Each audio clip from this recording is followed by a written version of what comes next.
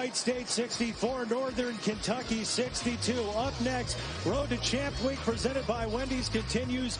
Monmouth and Ryder, Matt Martucci and Julianne Vianney will have it from Lawrenceville, New Jersey.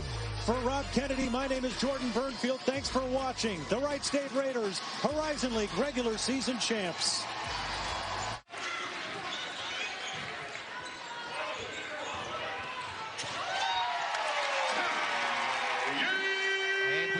To welcome those of you watching on ESPNU who have just joined us from ESPN News. Matt Martucci, Julianne Vianney. Need a big one for standings in the MAC. A little over a week left in conference play in Monmouth, the early lead. And Monmouth playing really well as of late. I mean, they're on a hot streak. And this is a very well-balanced team that can score in a variety of ways. And Ryder really itching for a W. Like we mentioned, they've lost a couple last weekend that they felt they should have won. And so this is an important game for them at home. Good position for Tyere Marshall. And the contact on Trail. They're really looking to get it into Marshall. I mean, they're isolating him in the paint, and he's a very smart player, knows how to feel the defense behind him, and they're getting him the ball. They trust him. And one of those guys who's grown a little bit every year, Tyere Marshall. Comes in leading the MAC in field goal percentage. And he came, conference games. Yeah, and he came into the season in tip-top shape, and that's what was really important about this season. He can run the floor better. He's more muscular. Look at what he's put up against Iona recently. 5th double-double now. So he's been a beast. 1 of 2 for Marshall, as free throws continue to be an issue for the Bronx. Hammond hit the side of the backboard, but Salname staying with it. And quiets the crowd. Ray Salname is their playmaker. He is just so tough.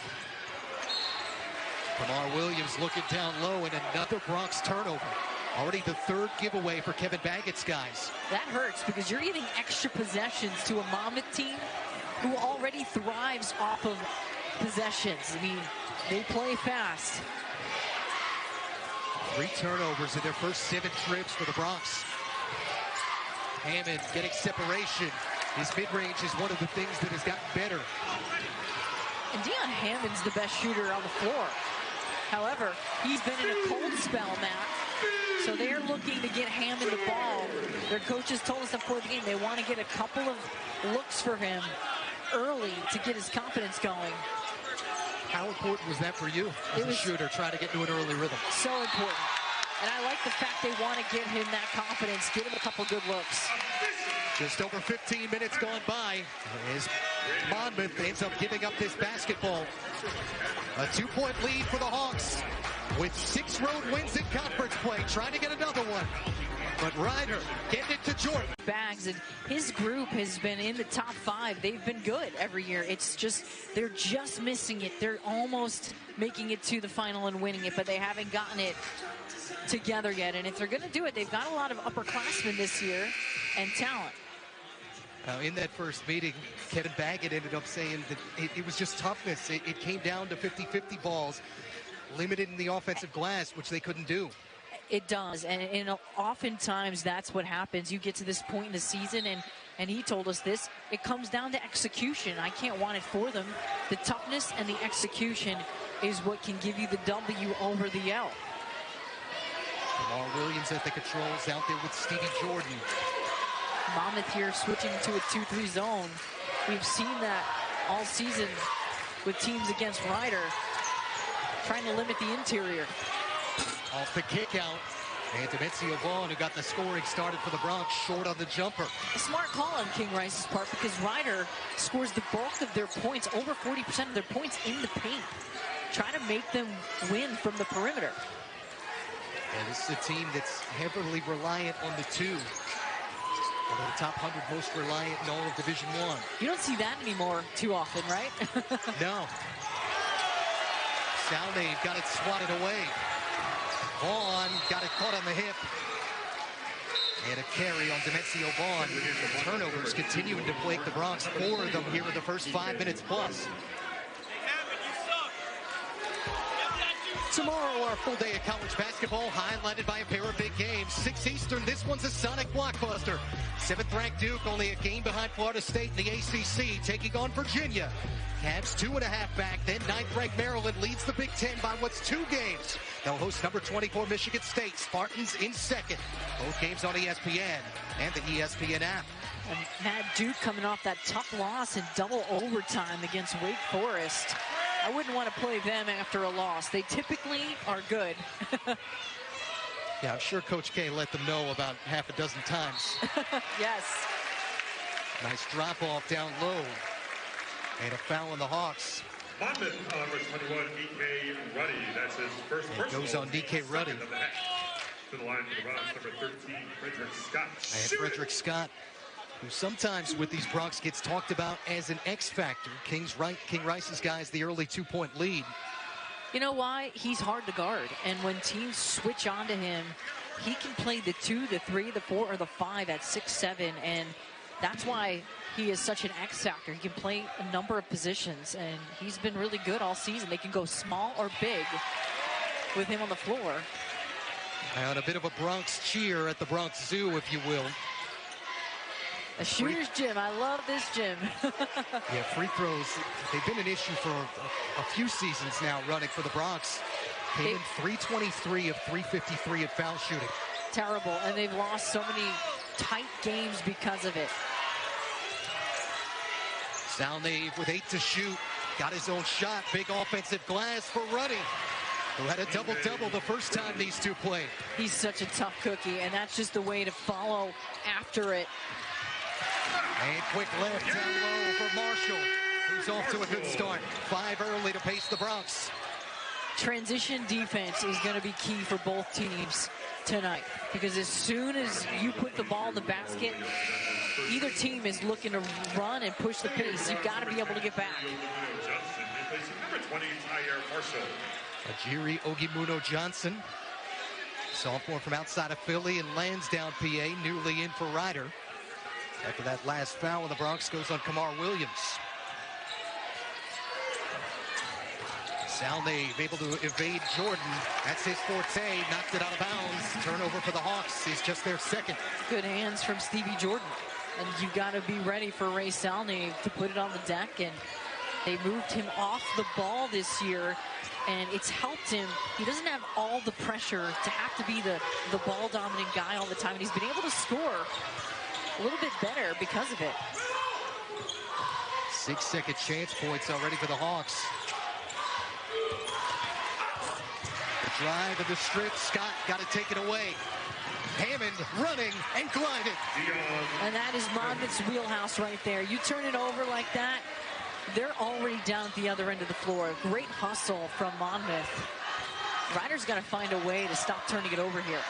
5 Hawks have found the board. Always talk about Monmouth's balance as Jordan draws the contact. But how about this for a little defense to offense? Terrific job from Salnave, getting a hand, getting just a little piece of the ball, and then Hammond with the run. Great teamwork and transition offense. We talked to Jeff Arnold, who's on Kevin Baggett's coaching staff. They were teammates at St. Joe's. Arnold on Phil Martelli's coaching staff for a long time. The number one thing he said, they needed to stop tonight, transition. And both coaches would tell you that for sure tonight. 21, E.K. Ruddy. That's his second personal. Quickly, a pair of fouls off the bench for E.K. Ruddy. 14 foul on the Hawks. Number 44, Sam Abizabe. And going deep into the bench, King Rice. Ruddy will sit down with the early foul trouble. Sam Abizabe, the senior from Simsbury, Connecticut. Does have plenty of experience. He does, but he doesn't play much. He plays about 6 minutes a game, but he's a very impressive, mature player when he is out there, on and off the floor. They went down low to Ogimuno Johnson. There's another guy that doesn't play a ton of minutes. But King Rice, you and I talked about, he's not afraid to go deep into his bench. And you may see comeback tournament play that bodes well for them because they can grind teams down. Perhaps why they've been better as of late, too. Here's Abizabe out there with George Pappas, who's been one of their most productive players off the bench. Malik Martin also in, and couldn't get that hook to drop. Jordan, nice shape and the window. And that's the Stevie Jordan that we've seen over the years, what he's capable of doing. 4 for the guy who played his high school basketball, about a $20 Uber ride away. And comes up with it again. On the kick out. Nunez couldn't get it, but right over the top to Mencio Vaughn.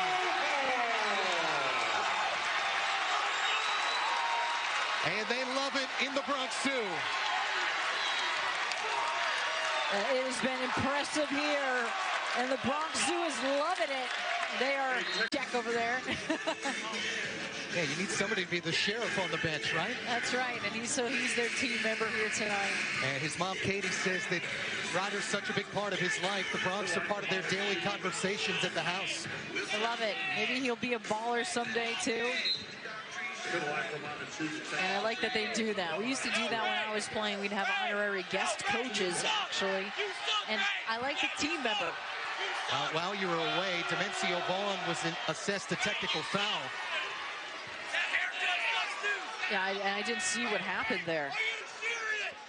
But Pappas is somebody to keep an eye on because he exploded for 21 points in their first meeting, which gave them really the win when Monmouth went on that decisive 8-1 run. Ties this game with a free throw, and Salme denied. They love it right behind us in the Bronx Zoo. This is what we call crowd immersion, by the way. We're in the stands. We are literally in the stands. And it's what makes it fun here. It's an intimate, close quarters environment, and they bring out their fans here. High low from Martin to Abizabe. Count it, plus the foul. Okay. Sam Abizabe getting it done. That was really, really patient, good poise. And any offense you can get out of him is a bonus because he doesn't score much. He's more in there to defend and be a rim protector. Ajiri Ogimuno Johnson hit with the personal. Abizabe wants to join the United Nations someday. He gets straight A's. He's the best kind of player, King Rice said, that you want on your team. Yeah, that win over Quinnipiac was career game number 100 for him and already making a big impact as they go deeper into the bench with the freshman Gob Gabriel out of Manchester, New Hampshire. Salnave sits down. And another one who, yes, goes deeper into the bench. He doesn't play a ton, but he's a player who's very talented, can get to the rim. But they got him up top in this 2-3 zone. Yeah, they like that length, all 6'7" of them. He's a little thin underneath, gets banged around a little bit, but Ryder needs to make some shots here. And speaking of that, Jordan goes over the support out of bounds. We saw them against Siena a couple weeks ago, and they struggled a little bit from the perimeter against them too. And it's been kind of a reoccurring thing where teams are kind of packing it in on Ryder, making them win from the perimeter. Yeah, now, they can get hot. We've seen that. I was about to say, Julianne, bottom 4 in the MAC with three-point shooting. Vaughn trying to make up for that technical with a good save. On the corner kick, the freshman Ings is newly in and long. Pappas, Martin, Gabriel on the secondary break. How about that? You come right in the game, and you are a spark right off the bench. Cold off the bench, knocks one down. 7-0 Monmouth run in the last 73 seconds. And Gob Gabriel's brother Wayne plays for the NBA's Portland Trailblazers, so he's got some athleticism in his blood. Yeah, definitely in the genes. Shot clock down to 8. Spin cycle for Jordan. Vaughn in rhythm. And out of bounds, last touch by Gabriel. Fresh shot clock for the Hawks. Ryder can't get caught settling for just perimeter shots. They have to treat the zone like it's man-to-man. Set some screens against the zone. Try to penetrate and pitch and get in the teeth of that thing. Penetrate and pitch, that was part of your game, right? Kick out? Yes, absolutely. But you do need to knock shots down, though, to space the floor out. And as far as I know, you never had a problem with that. That's all right. I can shoot the rock a little bit. Marshall goes long on the block. Pappas from deep. And chased down by Martin. Shot clock back to 20. Contact, offensive foul. That was good defense. An out of control offense from Martin. Malik Martin, who's played some of the best basketball of his career for Monmouth, has really been a factor off the bench the last 3 games. And Coach Callahan calls him, assistant coach Callahan calls him the X factor, one of their X factors. Doesn't get a ton of the pub, but when he comes in, he does a lot of the little things, moves the ball well. He's a defensive energy bug. Scott with the shot clock down to 12. Jordan found the open man. Marshall and Abizabe will send him to the line. What would you rather be, Julianne? Somebody who flew under the radar, or did you want the spotlight? I like to fly under the radar a little bit. I think that can be nice because you can surprise some people. Sneak up on them, but you can only be an under the radar player until you're no longer under the radar, right? Absolutely. Ryder 2 for 4 at the line tonight. Marshall takes care of it. Our NBA Saturday primetime game is a white-hot Jason Tatum and the Celtics hosting James Harden, Russell Westbrook, and the Rockets. Coverage tips with a jump. 8 Eastern, 5 Pacific on ABC. And you can always watch both on the ESPN app from anywhere. Jason Tatum has been red hot. He's scored over 30 points the last couple games and just been incredible to watch this season. And we aren't far from Philadelphia, about 40 minutes or so. As Pappas leads the layup on the rim, chased down by Marshall. Was about to say, though, every time the city of Philadelphia sees Tatum, as there's a big follow by Scott, they cringe when it comes to Jason Tatum. No doubt about it. I'd be afraid of him, too. He's so dynamic, and so is Frederick Scott, finding his way around the rim. Another foul on the Hawks. They're piling up late first half. Notice when Ryder is patient, when they move the basketball and they get a little dribble penetration. This is the way to follow your shot. And Scott has gotten some easy garbage putbacks because he's just hustling and out-muscling players. He's proven to be such a physical specimen for this team. For their first 7 on the front end of the 1-and-1 after the second personal on Malik Martin. Now, emerging theme, just like the first game, second chance points, a big-time issue. Half of Monmouth's field goals coming that way. Have to limit that offensive glass. And that comes with rebounding the basketball. That's important. Louis Pilari. Nice move to the basket. For the redshirt senior, an original Monmouth bench mob member. Yep, and very under control. And that's the thing I like about this Hawks team. They've got some upperclassmen that have been there. They've been in the moments. I mean, Pilari hit a couple of threes against Iona to extend a lead. And coming off his best game of the season, knocked down 4 of them in that win over Quinnipiac. High-low this time from Ryder. And Marshall in position. And another foul. With just over 7 minutes left in the first half, the Road Hawks controlling it here in Lawrenceville, up by 4. All straight, we ain't stopping, believe me. Go straight till the morning, no lie, we won't wait. And we're taking everything we... Mentally, at this point in the year. Ryder? Yeah. Well, I think coming off of 2 losses, it can go one way or the other. as a team. You can go downhill, or you can choose to turn things the other way and right the ship at this point and let it fuel you in a positive way. So you can really go one way or the other here, but it's an important part of the season because you do want to end on a high note and enter MAC tournament play peaking at the right time, right? And Monmouth seems to be kind of peaking at the right time in the season. Doesn't really matter once you get there. 6 for 9 now for the foul line after Marshall gets both to bring Ryder back to within 2. Polari, good bounce game coming in, had made one, but long on that one. And Marshall, who's one of the best in the league, rebounding the basketball. Scott capitalizes, getting up the floor.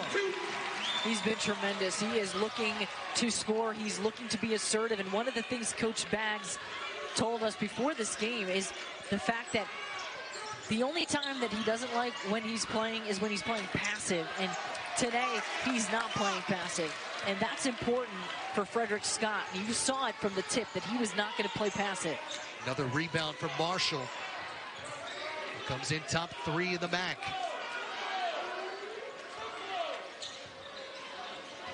22 apiece. Matt Martucci, Julian Vianney. As we go back and forth. Ryder had an early 1-point lead and then a big run for Monmouth. Traore got the steal. And foul in the Bronx before McClary could go up. But that was a nice defensive assignment from Traore. 3-quarter fronting. You can't force that ball into Frederick Scott if you see Traore 3-quarter fronting it. Ray Salve back in after an extended stay on the bench. Polari sits down, as does Gabriel. Good bench minutes early on for King Rice's guys. And the game never got out of hand in any way, even though you didn't have Salve in the game. And there's McClary, who started every game this year for the Hawks. Guy that can play every position on the floor, brings them back in front. Another X factor for them. He's a glue guy. Stevie Jordan, Frederick Scott, Demencio Vaughn, Willie Nunez. Monmouth sticking in this zone. On the kick out, it's Nunez for the first time tonight. And that's the best way to take a team out of their zone defense. Spread the floor, knock them down. Ryder back in front again. Jordan, the fencing footwork in the left.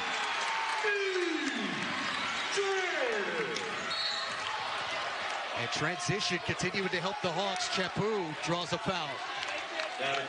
I'll tell you what, Matt, Ryder can make things look fancy. They are super athletic, and they do it in a variety of ways. And Stevie Jordan here with a nice little kick-out pass and the knockdown from Nunez from distance to space the floor out. But how about that? A little crossover. Hang time from Stevie. They need more of that out of him. Hammond still cold from the outside. And Jordan only 1 field goal in that blowout loss at St. Peter's. Williams got it stripped out of bounds. Stay at this end. But all of a sudden you see Ryder attacking that zone a little better. They're getting some stuff at the rim, and then they're being able to kick it out. You can't just settle for east-west passing. Ryder enjoying some more lead time. Had been less than a minute of lead for the Bronx.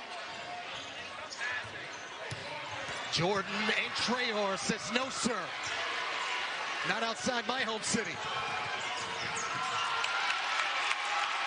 Unforced error by McClary. Traore has been tough inside.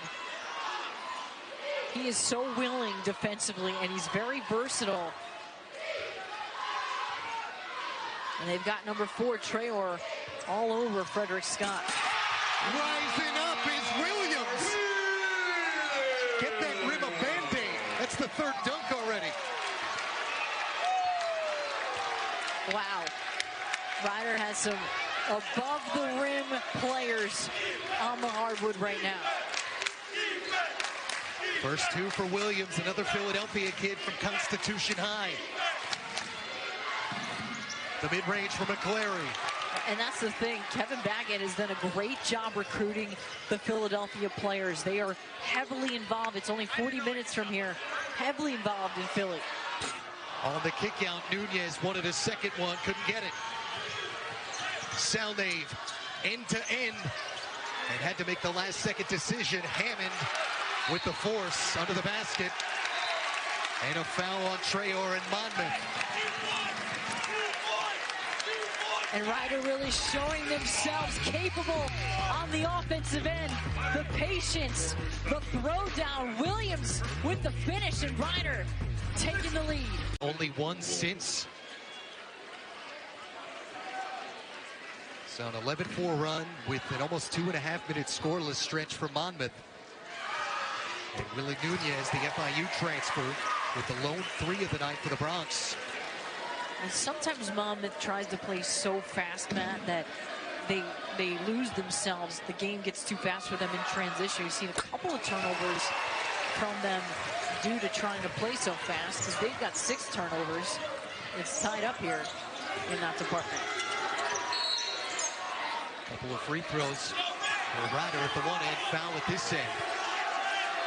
Ryder foul number 13, It's on Frederick Scott. personal, team 6 for the half. Well, we wondered if free throw shooting would be an issue for the Bronx. They started out tough. 6 of their last 7, though, for a team that prior to their last game had been 37 for 82 the previous 5 games before St. Peter's.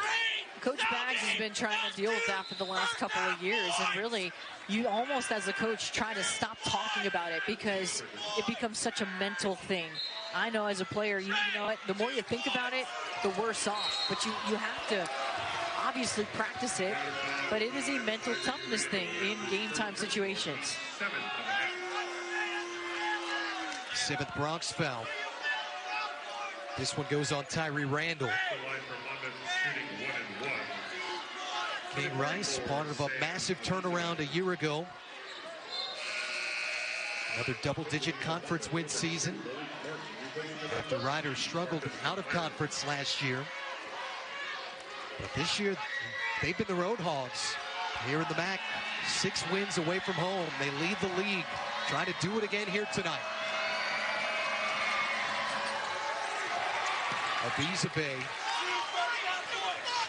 1 of 2 on the night on the foul line, but couldn't get the front end. But King Rice is very good at getting his players to play together. Matt, it's what he has learned throughout his own career. Clearly an awesome player in his own right. Played for the iconic Dean Smith and learned a lot. Vaughn going to the line. True story. The first Division I basketball game I ever saw live. The 1991 NCAA second round. King Rice was the starting point guard for North Carolina against the Villanova team. Your first ever game? First ever. Was I believe 6 years old, about to be 7. Wow, and you remember it. Mm-hmm. That's great. That's Carolina great. team that had Rick Fox on it.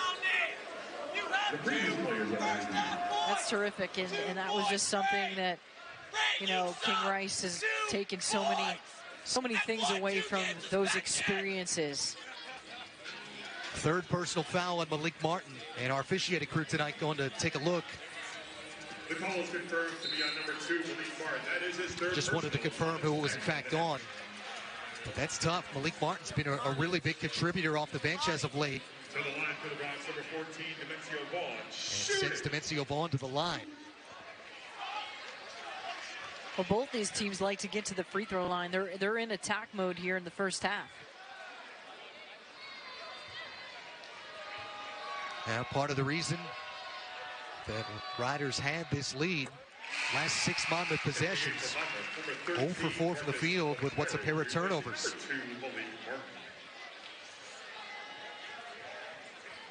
Dimencio Vaughn coming off a massive game, actually was perfect from the line in that blowout against St. Peter's. Said, you know, I'm not worried about my focus. I can only control what I can control. And that's Dimencio Vaughn, and he is a player that will accept any challenge. He's been their leader and their go-to this season. Their alpha dog. 6 now for him after the made free throws. 11-0 Rider run. This is what's gotten them the run. It's their defense. Rider has gotten better in that department. Suddenly, they're disrupting Monmouth. 3rd turnover now in the last 7 possessions. Lead continues to balloon. Nice cut. And guess who? It's Vaughn operating down on that block. Monmouth foul with 13, Marcus McClary. That's his first personal. The team is over the limit. First one on Marcus McClary. A double bonus for the Hacker Bronx for the rest of the half. Is that what they're calling it now? Or is that a Martucci line? That's a coined term, I suppose. I like it. Well, I know Hack a Shack, I know Hack or whatever. I guess you can add anything to that. That's a Mac trade, Mac TM. Metro Atlantic TM. Hack a Mac. Vaughn up to the challenge, though. Vaughn, at any moment, when he chooses, can be the best player on the floor. Yeah, he's perfect again tonight. 4 of his 8 coming from the foul line. And what's an almost 50% half from the field for the Bronx. They're shooting 80 from the charity stripe. Great sign. Monmouth needs something here offensively. Salnave has not gotten any looks. Rise up for Hammond off the dribble. And there's Vaughn. Jordan wants it with Randall running the floor. Williams on the secondary break. The kick out. And Jordan.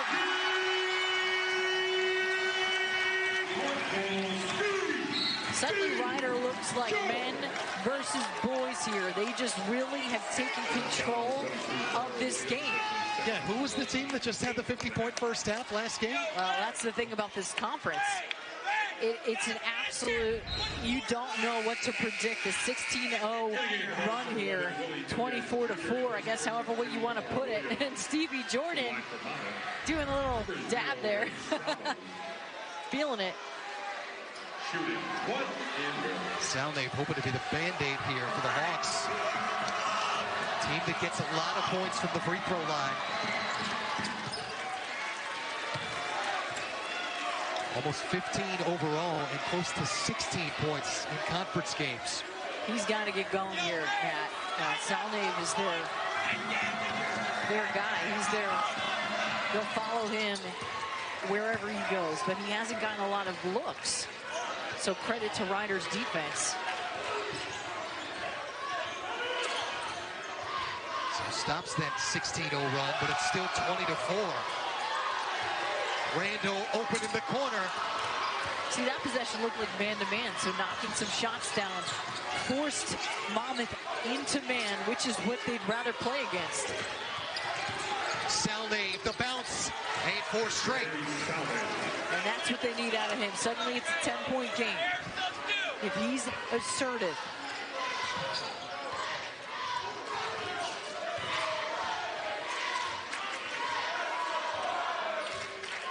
Coming toward the final minute here of the first half. Monmouth led by as many as 6. But Rider here in the last 8 minutes. Marshall, the offensive glass, and another trip. Well, tonight the free throw line's like, hey, let's go. Come on. Let's get back. They love the free throw line tonight. But this should be a really good learning moment for Rider in terms of, hey, you knock down some shots from the perimeter and space the floor out. Then you're going to force your opponent to get out of the zone, and then you can do what you want against man-to-man, where I think Rider is much better and more comfortable with playing against man. But they forced Monmouth out of that, so kudos to them. Marshall's been there a team-high 7 times tonight. 5 for his first 7. Tyere Marshall, another Philly kid. Played his high school ball at King and then a post-grad year at Putnam Science, which produces a ton of Division I players. Just had a couple of them earlier this week at St. Bonaventure. And Coach Bragg says that he's one of those guys that doesn't have any mental breakdowns, and that's rare to find. He's just solid mentally. Salnave missed at one end. Jordan lost it out of bounds at the other. We talked about the value of Stevie Jordan. That may be the only thing he's done wrong this entire first half. He's played well tonight. And like I mentioned earlier, it hasn't been a good season for him overall in terms of his level of play for him. But if he could turn it on here down the stretch and into the MAC tournament, this could be a really tough team to beat. Pappas now makes Monmouth 2 of 11 from the perimeter. And a timeout for Kevin Baggett. About 15 seconds shot clock, game clock differential. What are you drawing up here, Coach Biani? Draw up a quick hit. A MAC Friday night with two teams separated by a game and a half in the standings. Monmouth and Ryder both trying to stay in the top 4, avoid having to play on the first round. You want that Atlantic City. Yeah. And the favorable matchup. Jealous for anyone that gets to play at Boardwalk Hall. Love it there. We never got to play there. This is the first time, I believe, there. Marshall got it stripped out of bounds. And now Monmouth will spend a timeout. Either way, he's holed up.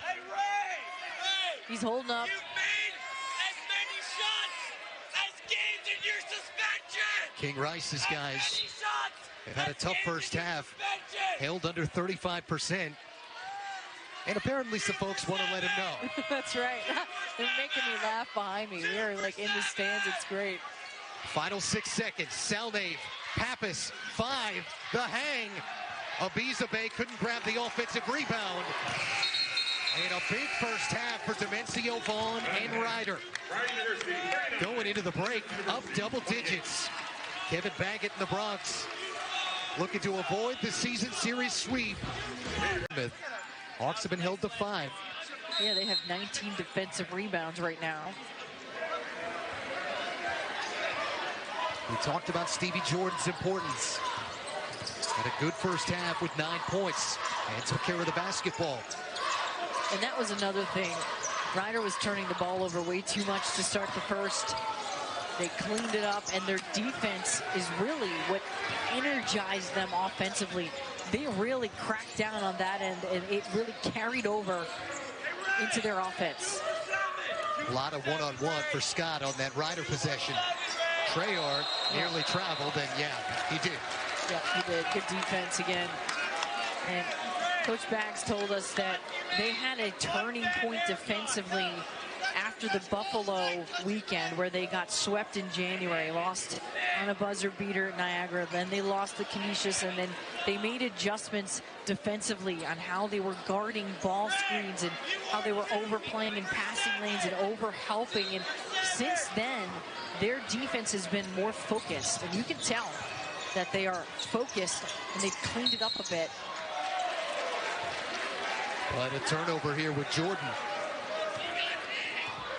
Now, we talked about it, mental toughness for the Bronx.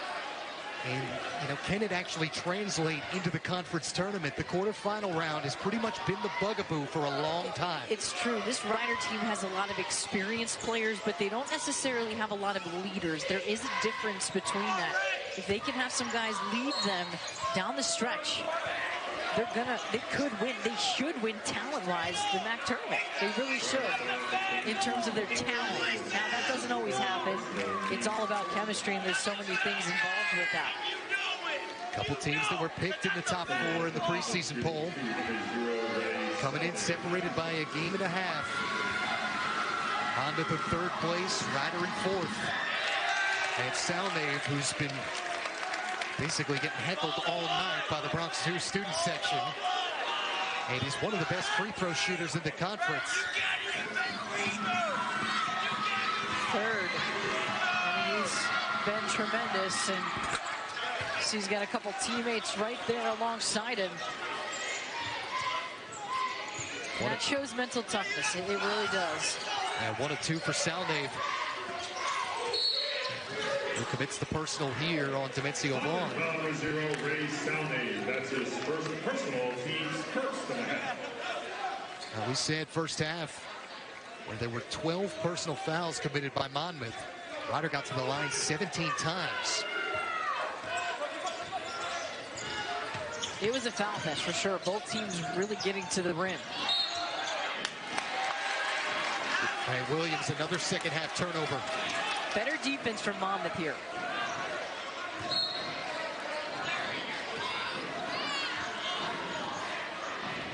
And Monmouth have given it away 8 times at the break, 2 now here in the first minute and 16 seconds. Salve, nowhere to go off the screen. Hammond yet to get going tonight for Monmouth. The entry, Tyere couldn't get the seal on the block, and the good help D by Jordan. Hammond got it back, and with 1 on the shot clock, got it off. That's great hustle from Hammond. And he sees Chapu on the ground there. But this is the way to stay with it. Nearly lost the basketball, but how about that for hustle? From the blue jerseys there, and Hammond with the finish.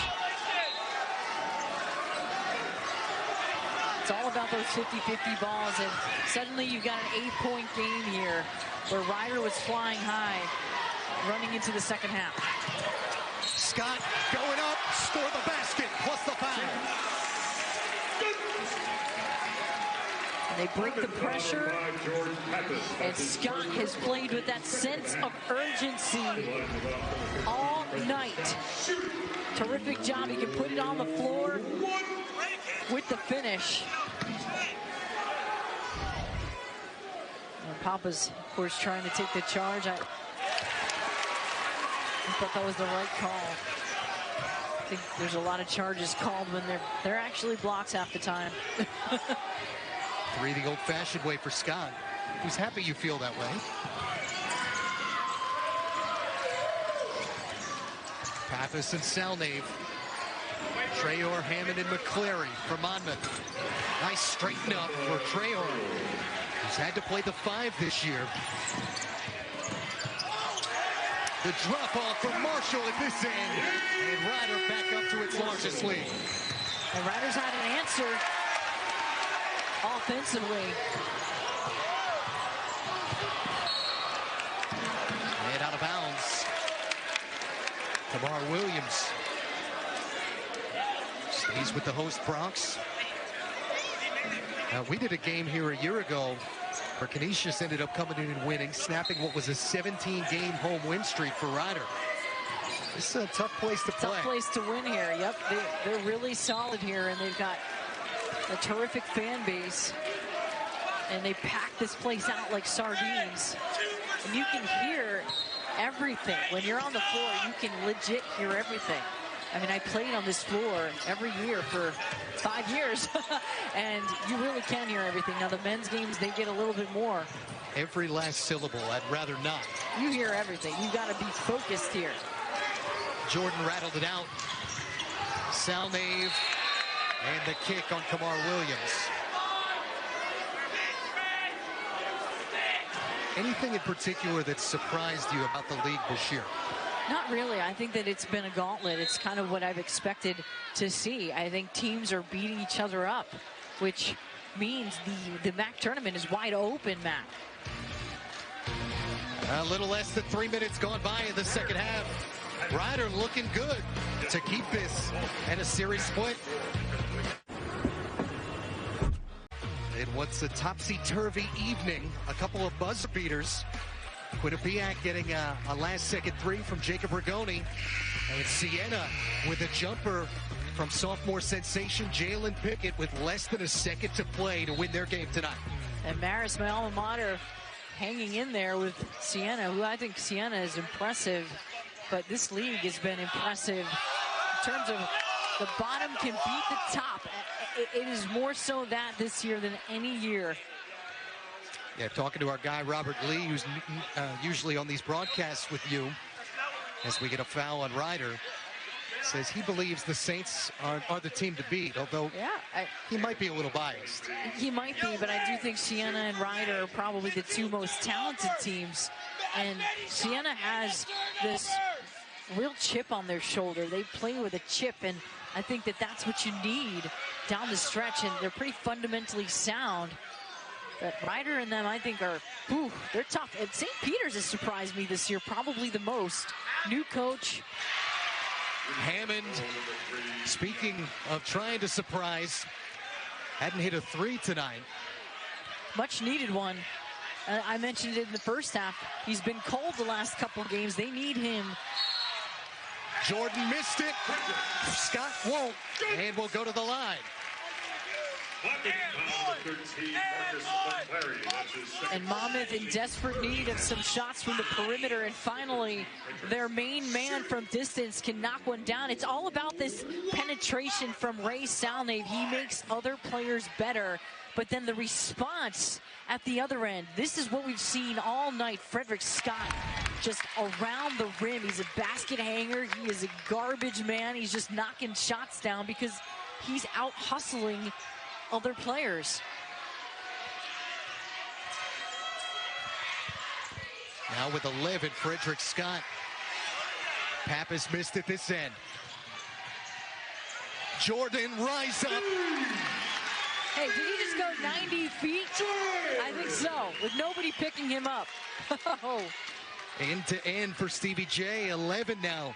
He and Tyere Marshall have combined for half the Rider points. Somebody lit a fire under Stevie Jordan. He's playing with a lot of assertiveness. I like it. Hammond couldn't get it coming off the curl.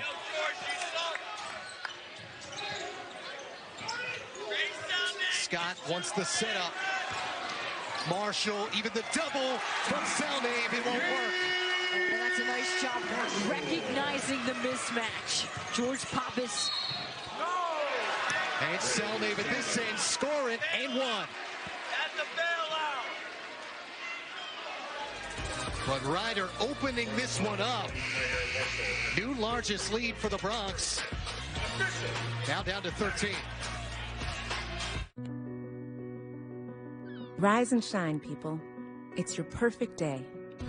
A chance to find inspiration and prepare. A Sunday Showcase matchup comes to you from the Staples Center with Kawhi and the Clippers hosting the Sixers. Coverage tips with NBA Countdown 3 Eastern, noon Pacific on ABC. And you can always watch both on the ESPN app from anywhere. King Rice with a look that says it all for the Hawks. Down by 13. Yeah, they're in desperate need of a little run of their own, and they haven't been able to really go on that run. And they've allowed Rider to extend their lead here a bit. A lot of basketball left, though. Couldn't get the three-point play. Salnave and trying to strip it out of bounds on Vaughn.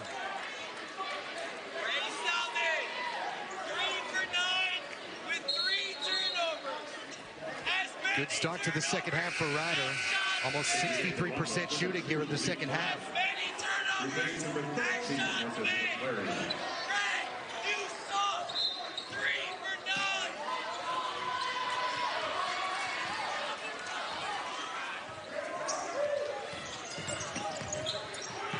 Williams out there with Tyere Marshall. Demencio Vaughn, Frederick Scott, and Stevie Jordan for Rider. Shot clock down to 5. Jordan on the kick out and beats it. Stevie Jordan doing what we know he's capable of. He's doing it from a variety of places on the floor. And this is what I wish we had seen of him throughout the whole season. That's what they need, that consistency. 10-2 run for Rider. Tough miss from the corner from Malik Martin. Jordan feeling it. Maybe a little too much. Run of the floor, and Hammond powers it down. Now that's a pretty response.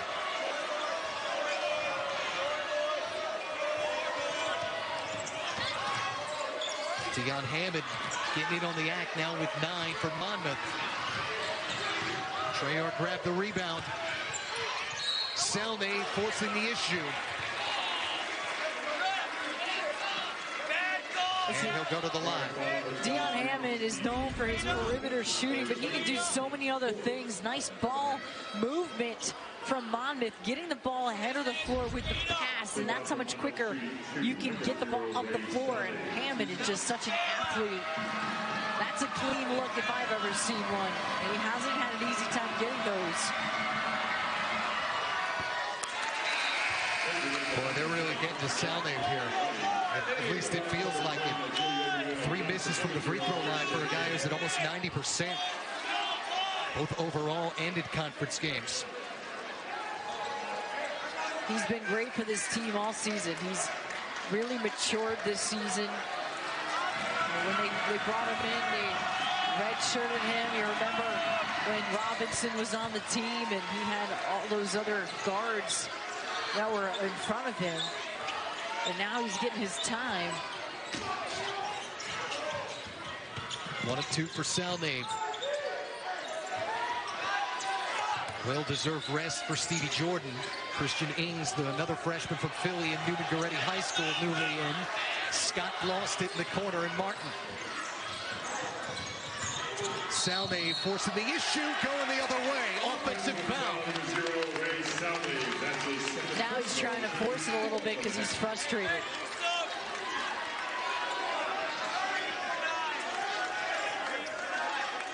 A guy who's known for having a flair for the dramatic. Had a buzzer beater against Iona a year ago. He loves it. Yeah, he loves those shots. And normally would feed off something like this.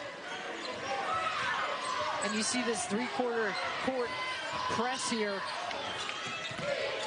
Trying to take a little time off, make it difficult for Ryder. That foul of the Hawks. It's on Salnave, which is now his 3rd.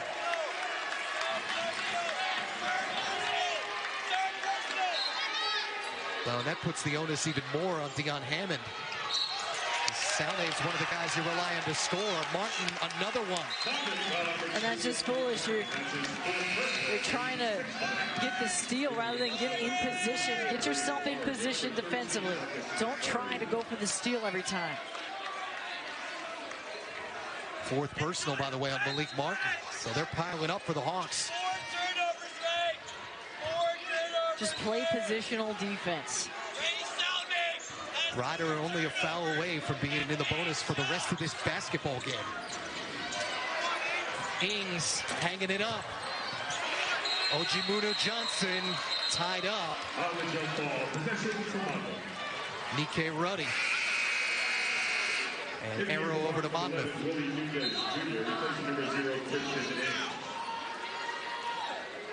Monmouth getting the FIU transfer, Willie Nunez back in. With a Baggett going with a 9-man rotation. Nunez has been really good off the bench. He's been a nice addition for this team. Remember, Jordan Allen transferred out to go down to a D2 school, which was strange to me, but Willie has made a lot of shots for them. Yeah, both he and Divine Eke ended up leaving the program after last year. McClary gets the contact, going back to the line after the 2nd personal on Ajiri Ojimuno Johnson.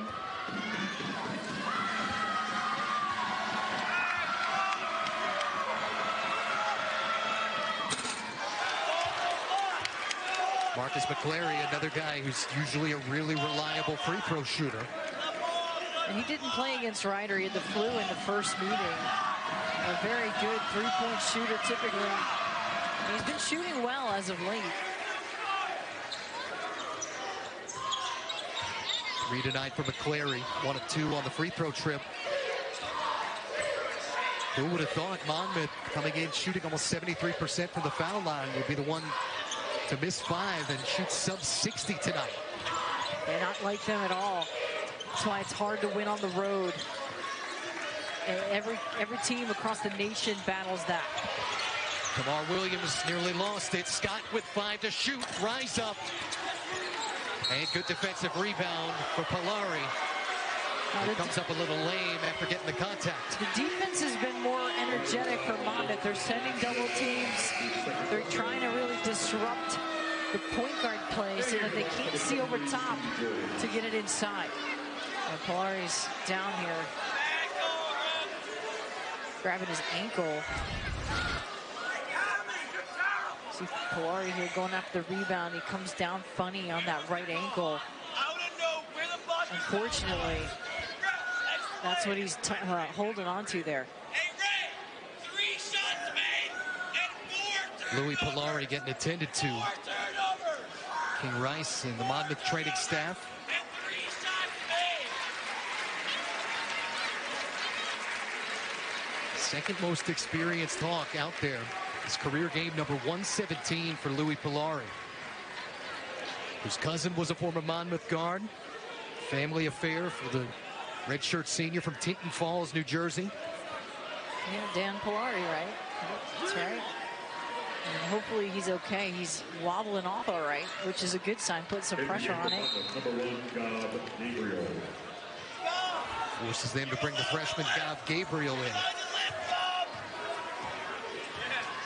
10 different Hawks have scored tonight in an 11-man rotation. But a lot of work to do. Hammond up to the task. And that's what he does well, and that is the best way to get back into this thing. Knocking down a couple from 3. This is a ball game. 12 now for Dion Hammond. 23rd time this year he's been in double figures in 28 tries. Vaughn right in on Dion Hammond. And will be on the free throw line when we return. And Dion Hammond not afraid of the spotlight or to stroke it from distance. And this shot here puts them within 10, just 9 points now behind Ryder. She wanted to move someplace warm. But he wanted snow for the holidays. And they're about to play a team that defends better than anyone. Yeah, 52 points a game. Yeah, Tony Bennett's guys play in the pack line D. That's what Monmouth did a year ago. They focused a little bit more man-to-man this year. Yeah, I mean, I would expect to see Duke really look to push the tempo in that game. They want to try to play fast and make that thing a transition up and down game. Demencio Vaughn continuing what's been a good night from the free throw line for the Bronx. He's been real solid, and they've all been solid there. And that's been rare this season to have such a tremendous effort at the line for them. But if they're putting it together, now's the time to do it. 4 double-figure scorers tonight for the Bronx. Pappas tried to follow his own miss for Monmouth. Ruddy threw it away, and boom! Touchdown!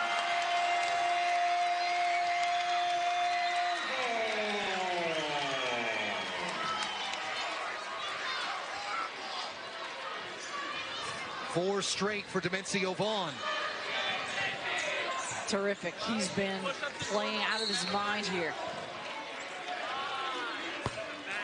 And Demencio Vaughn is that guy that his teammates, Coach Back says, they follow him into the trenches, and it's because of his toughness. And you look at this tenacity here in transition. Great job defensively, being the first to the basketball, and then he's rewarded with a wide open flush at the other end. But he has been that guy this year. He's just so experienced. He's a two-way player.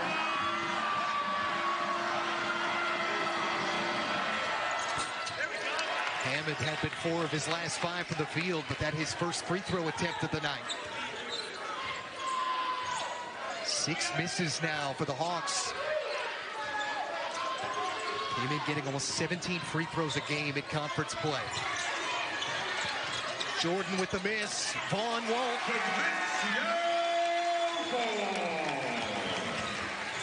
Now the last 6 Ryder points for Demencio Vaughn. Hammond, there's a response. And a timeout for King Rice. He's trying to stop the bleeding here. Again, it's within reach. He can do, but floor spacing is his best attribute. He's a catch and shoot guy. He gives you that maneuverability to work because he's able to spread the defense out so well. Shooting well tonight, 6 of 14. He's an efficient player all around. He needs to get more clean looks. They've got to have him coming off of quick hitters every possession because that's how efficient he is from distance. Able to break the three-quarter court. Marshall continues what's a huge night. The problem is Monmouth can't get a stop either. They're struggling to get a stop. So if you're trying to just hang offensively with Ryder, you might have trouble at their place. Pappas with the third miss from the perimeter here in this second half. They've been one of their more consistent guys from the outside. Scott is one of the 4 double-figure scorers tonight for the Bronx. Going one-on-one on McClary. And already the 8th team foul of this half. Foul number 13, Marcus McClary. That's his 3rd personal team. 3rd one on McClary. He has 3. Salnave with 3. Martin with 4. Piling up. Tons of fouls being called here at this game. Both teams looking to take it off the bounce, and Frederick Scott, he certainly had a great night. Amazing what a little concentration will do from the free throw line these last 2 games for the Bronx. Just as we say that. But that's a rare miss tonight. It's only their 5th one. They're 18 of 23, but a foul on the rebound. Just another foul. It's been a foul fest. I mean, in case you weren't doing anything in like a half hour, we might still be here. Oh, yeah.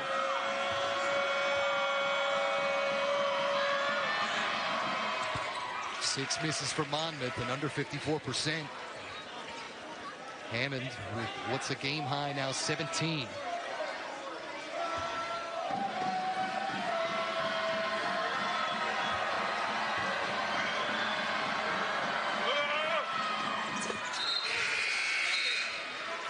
The opportunity for Ryder tonight to pick up a full game on Monmouth. Game and a half back of 3rd place. St. Peter's doing both these teams a favor with the loss on Thursday night. If you can get some help from other teams, that always bodes well. And in this conference, like I said earlier, you never know. Now, Jalen Pickett earlier tonight said, "I'm not helping you." That's right. He is such a monster player, such a really MVP of the league. He's just been that good. And you talk to folks in the Siena program, that much better as a sophomore. So much growth. Yeah, he is something else. And just saw him a couple weeks ago, and he went off, absolutely off against this Ryder team. Nice curl for Hammond. Got the feet set, couldn't get the make. McClary one-on-one, forced the issue. Right up into Nunez. Yeah, because McClary, if he could shoot from the perimeter, had a wide open look. They're baiting him to take that. And if he could learn how to knock it down, he'll be more of a complete player. But good job here. See, look at how wide open he is. He got to take that shot, but he'll take it to the hole instead. And it worked out. But at 6'3", you have to be able to knock down the 3. You can't allow players to not respect you like that. Inside 9 minutes left, Matt Martucci and a Marist Hall of Famer that knocked down a 3 or 2 in her day, Julianne Vianney. Marshall, the self-touch. What a night he's having. He's just been so solid, and he doesn't force the action. He lets the game come to him. And Hammond lightning down the floor. And a free throw line trip coming for him. Another nice teamwork. Couple different passes. Nice finish from Marshall. And he's been really, really good, really solid all night. And like I said, he lets the game come to him. Knows his role. In the game for the Rocks, number 13, Frederick Scott. The line for Monmouth shooting 2, the 3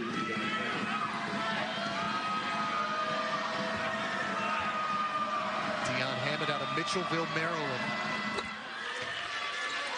Another one of those guys that has been a mainstay pretty much since his freshman year. Went from MAC All-Rookie to a guy who averaged almost 12 a game again as a sophomore. And what was a run to the conference finals in the tournament a year ago. Ended course, with the loss to Iona. Well, they've been good ever since King Rice has come along and his team's been in the MAC. They've taken the lead by force. But just way too many free throws. Opponents coming in, we're getting 16. We have a lot of basketball left. Ryder is already 18 of 23. It's a lot of trips. Yeah, they've gone to the line literally every time down the floor there's a whistle. And sometimes that's the way they're playing. Sometimes it's just the crew. You've got to gauge it as a player. They're calling everything. But both teams are looking to really attack. Oh, what's a half hour when your game's the nightcap?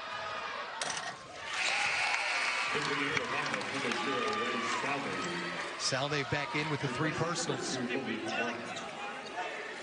Marshall is still a rebound shy of a double-double.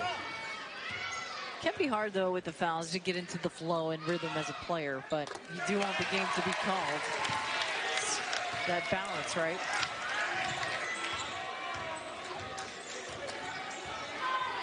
Combined 42 free throws already.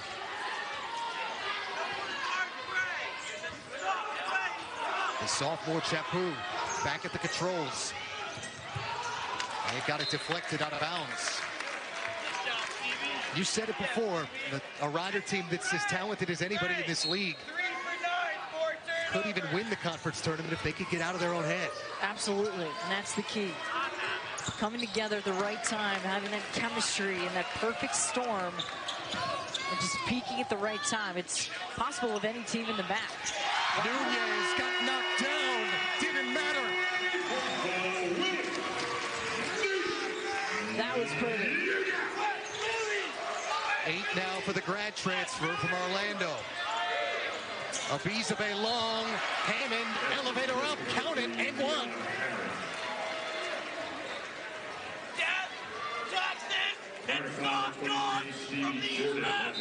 Dion Hammond keeps going, Julianne. But Ryder all over this. Yeah, Willie Nunez feeling it from distance. A nice step through, and he is getting knocked over with the finish. They gave out a bobblehead tonight with him on it. Hashtag Bronx to the boardwalk.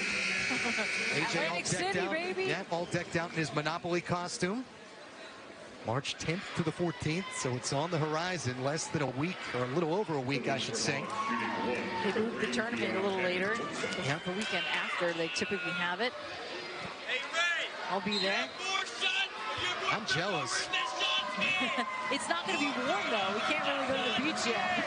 Yeah, Atlantic City in March is a little rough.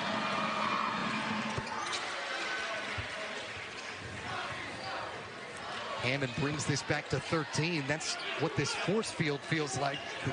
Monmouth's been unable to get any closer. Yeah, they've been able to do a good job continuing to pound away and to score and get stops and not allow Monmouth back into it. I can remember one spot where they were within 9, but that's been about it. Monmouth's offensive firepower tonight just not quite there. The step through for Marshall, stayed with it, second chance. And he'll go to the line. And they're just getting looks at will underneath the basket. It goes on the freshman Gob Gabriel. And sends Tyere Marshall to the line. Already with his team-high 6 double-double. He's had 2 of them in what's the last 8 days. Tomorrow, our full day of college basketball, highlighted by a pair of big games. 6 Eastern, this one's a Sonic blockbuster. 7th-ranked Duke, just a game behind Florida State in the ACC, taking on Virginia. Cavs are 2.5 back. And then 9th-ranked Maryland, up 2 games in the Big Ten. Hosts number 24, Michigan State. Spartans are in 2nd. Both of those games on ESPN and the ESPN app. Anthony Cowan Jr. from Maryland is the real deal. Coming off a game, he didn't have a great game, but he is, boy, they're loaded this year. A good year for Mark Turgeon and the Terps. Talked about that Duke game before. Trying to bounce back. Virginia off of a big win. Got a 3 to win as with the final seconds the other night against Virginia Tech from Kihei Clark. And Ings called for the offensive foul.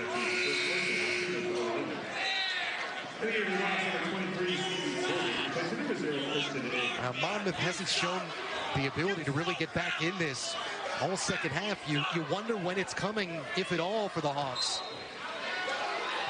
And there's nobody even back to take the ball out of bounds. I mean, that's just a hiccup. And they're sleeping.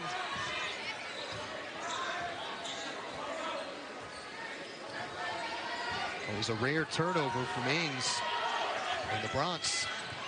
Chapu really forced it. And foul on the rebound. And it's over the back on the Hawks. All right, well, this is every possession, I think. This is a whole half. There's been a foul, and it's really tough to get into the flow.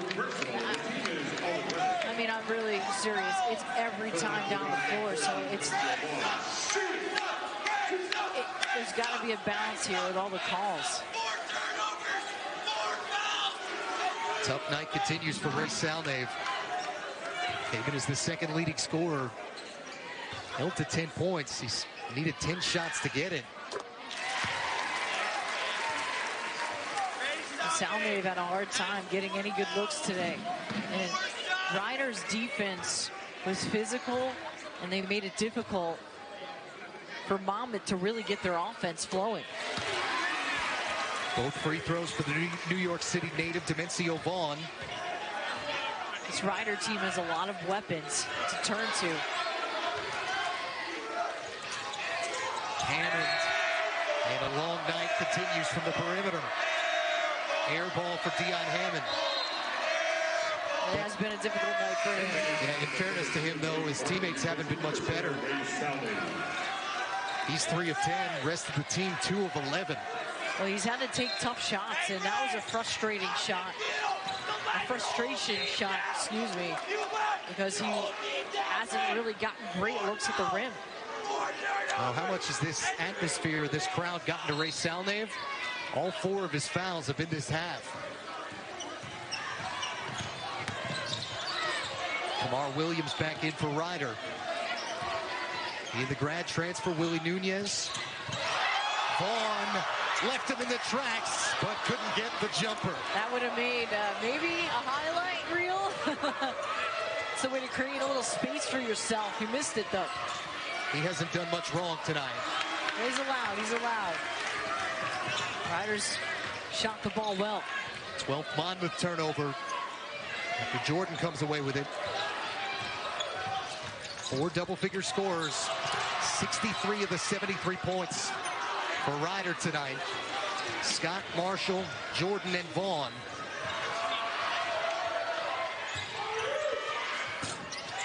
Hammond trying to take advantage of the turnover. It has just been one of those nights for Monmouth. Missing chippies. Sub 36% tonight from the field. A little better this second half, but not much.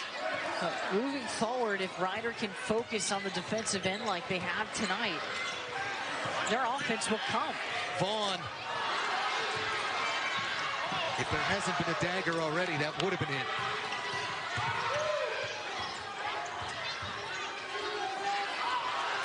Another look for Hammond. And timeout again, King Rice. He's called a timeout after every made 3 from Dion Hammond. Now,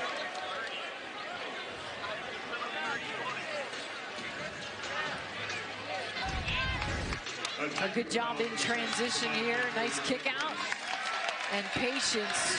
Rather than forcing up a shot that wasn't there, Dion Hammond got the kick out. He's the man that you want with the ball in his hand, and there is a technical here. King Rice just hit with one. Wasn't there. Dion Hammond got the kick out. He's the man that you want with the ball in his hand, and there is a technical here. King Rice just hit with one.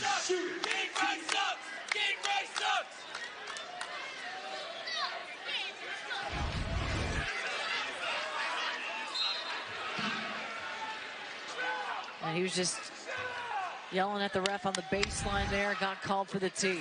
It's been a frustrating one for his Hawks. Your team sucks!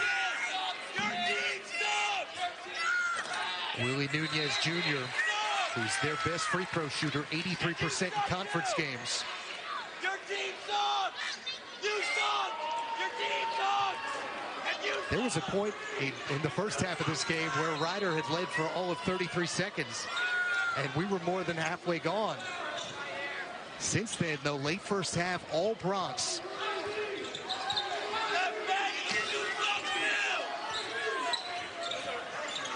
Kamar Williams.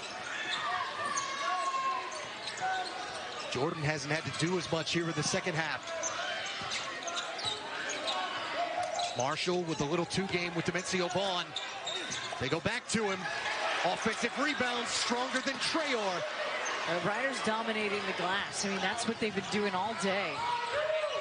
Shocked there wasn't a foul called there. Hammond forced the issue. Now, speaking of which. Well, that was a pretty obvious one. Free throws have been popular tonight. There have been 49 attempts. Make it stop. Ryder by 15. It's in Lawrenceville. Matt Martucci, the Marist Hall of Famer, and Julian Vianney, one-man show tonight in the second half for Dion Hammond. Literally putting the Hawks on his back. He's been the bright spot. He really has been. And it hasn't been easy for him either, Matt. He's had to work for his shots. He's had a few in transition, a couple of throwdowns, and then, of course, his perimeter shooting hasn't come easy, but he's knocked some down when he's gotten the opportunity. He hasn't gotten much help, though, at all. The rest of the team, 9 points in the entire second half. That's bad offense.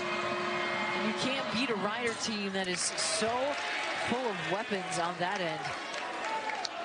The road to championship week presented by Wendy's.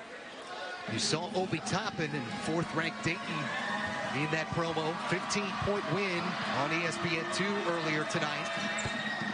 Now it's a team to beat, man. The 18th straight, trying to run the table in the Atlantic 10. They'd be the first undefeated conference team in the A10 since GW back in 06. And that team is not just Obi Toppin. They have so many players that are so dynamic. It's been fun to watch them this season. And I think he could be the player of the year. Yeah, very much There's so. no Zion Williamson. There's no John Morant in this year's class. So to me, he's the front runner. And that 27 wins, they're one shy of matching a school record set back in the 1950s. Incredible. You just saw them a couple times in a row. You were there for the crazy dunk on SportsCenter, right? Wasn't that you? And Obi Toppin had 6 of them on Saturday. And you know what? Twirl throwdown, whatever you want to call it, the silhouette. So humble, that young man. I love that. I love to hear that. Kamar Williams hit with an offensive foul here late, where one of these teams may be hoping to carry the torch for the MAC. It's a one-bid league, so you know in the MAC tournament it is a dogfight, and they're fighting for their lives. It's so much fun to watch because you know that you're going if you win the tournament. That's it. There's Hammond again. Marshall, just a beast under the glass all night. Although they say that that's a tie ball for Tyere Marshall. Marshall has found a way to position himself underneath the basket for just about every rebound. And that's been the key for Ryder. They have out-rebounded Monmouth. It's one and done. Bronx, by the way, only 2 more games after this in conference. They're at Fairfield Sunday, home against Manhattan on Wednesday. Monmouth, this conference game number 17, so it's 3 straight home games to finish the year for the Hawks. Scott, and sends it the other way. Offensive foul. There's no rhythm in the second half here. Whether it's a call, a foul, it's just, it feels so choppy this half. Mark Price would have loved this game. There have been 51 free throw attempts. 51, unbelievable. And Ryder only a 65% team, shooting 80 tonight from the charity stripe. As Hammond going back to the place where the foul happened to linger. Kamar Williams has just fouled out. I'm actually surprised. Scott just fouled out with that offensive foul before.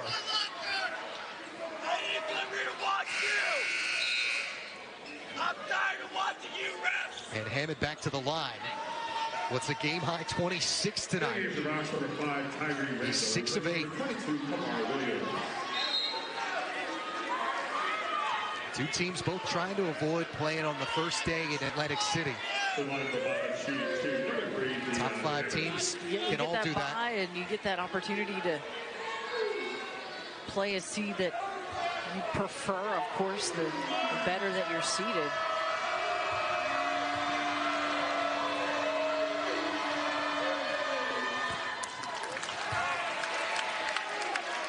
Tonight after Nuggets Clippers, stick around for SportsCenter with Scott Van Pelt. He'll have post-game reactions, plus the association's top moments, also the best and worst, running back impressions at the Combine. And Inter Miami co-owner David Beckham joins the show to talk about his team's MLS debut Sunday. SportsCenter with SVP after the NBA on ESPN and the ESPN app. Here in Lawrenceville, New Jersey, 1 of 2 for Dion Hammond and a 13-point Ryder lead. Going for a season series split for what's the 4th straight year.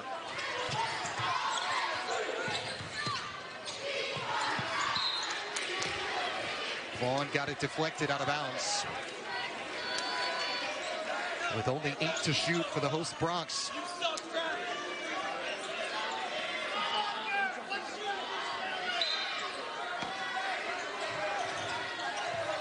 This atmosphere always crazy. Tonight it's been exceptionally loud as Hammond grabs the steal and forced the foul. Nunez Jr.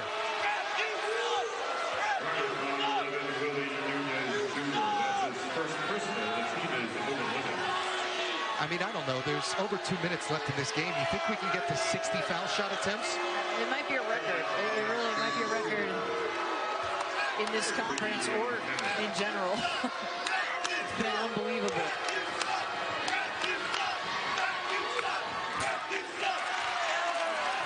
Hasn't really mattered, though, for Monmouth. That's the 10th miss. They've really struggled at the line. Number 5, Tyere Marshall.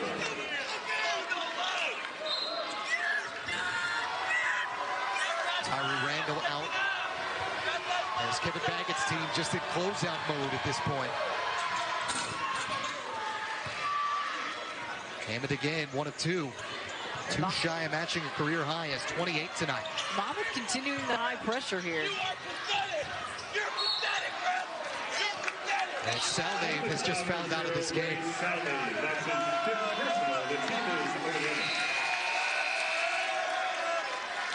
Time for tonight's play of the game, which is brought to you by Tropicana.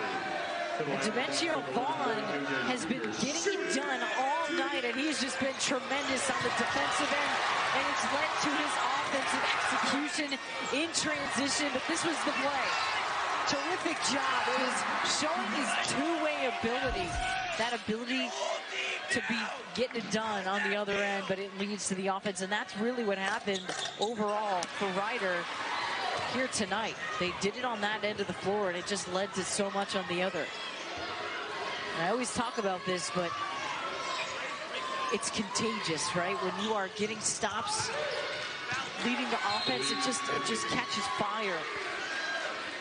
Martin getting the quick layup to bring this to within 10. Tough time for what's an almost scoreless 3 minutes for Ryder.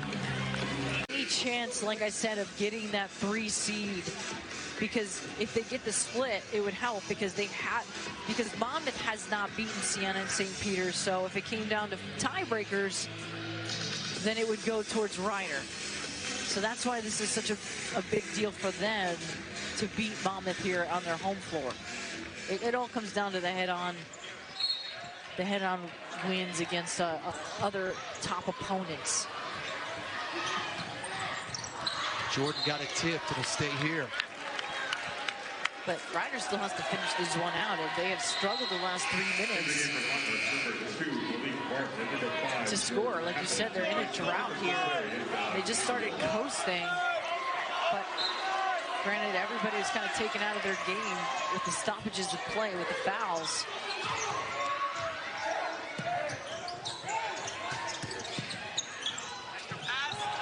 On the kick out, Nunez. And there's the exclamation for the Bronx. And that's the dagger. That's the dagger you're looking for if you're Ryder. He's the 5th double-figure scorer of the night with 13. Jordan on the leak out.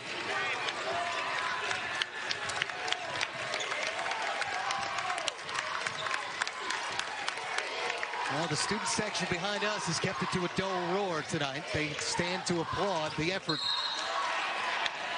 The student section has been in rare form tonight.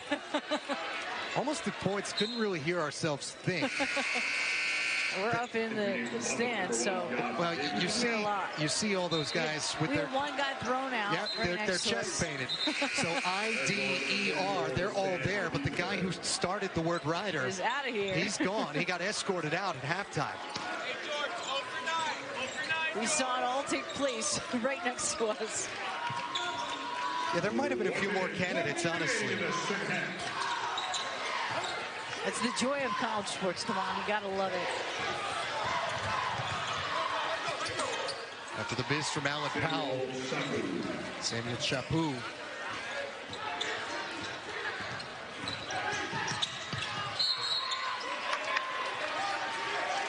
And Gob Gabriel commits the foul at this end. Gabriel, that's his second personal. The team is over the limit.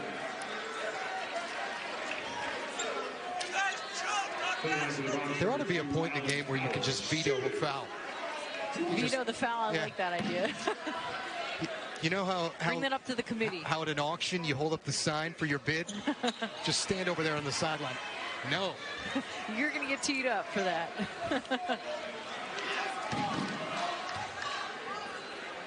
Or just add it to the challenge.